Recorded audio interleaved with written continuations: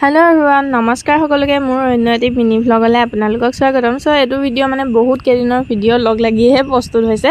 সেইদিনাখন ক্লাস গৈছিলো আৰু মোৰ আঙঠি এটা মানে সৰু হৈ গৈছিলে। সো ইয়া ধুনিয়াকে সোণাৰীৰ ওচৰত গলো আৰু আঙুলটো যি বিষ হৈছিলে আৰু দাদাজতে ধুনিয়াকে কাটি দিলে আৰু ইমানে বিষাইছিলে নহয়। তাৰপিছত আঙুলটো মানে ফুলিয়ে গ'ল।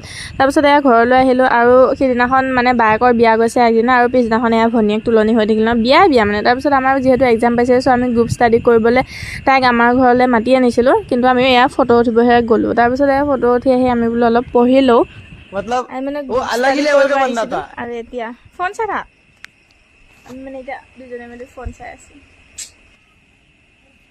তাৰপিছত তাই পঢ়া বাদ দি গেমত ধৰিলে নহয়। তাৰপিছত অলপ টাইম পঢ়িলো। দেন এয়া নেক্সট ডে আৰু নেক্সট ডে যিহেতু শুক্ৰবাৰ আছিলে সো এয়া বজাৰলৈ গৈছিলো। তাৰপিছত বজাৰৰ পৰা অহাৰ পিছত মানে খুৰাৰ ছোৱালীজনী বাৰ্থডে আছিলে সো তালৈ গ'লো। তাৰপিছত এয়া আজি মানে আম আৰু তেতেলী মিক্স কৰি মানে দুপৰীয়া টাইমত যি গৰম পৰিছিলে সো খালো আৰু টিকলিয়ে জানো কি কৰি আছিলে। ক'ত যাবা? ক'ত চুমু এটা খাই দিয়া। Bye bye. ऐसा मत करो मेरी जान।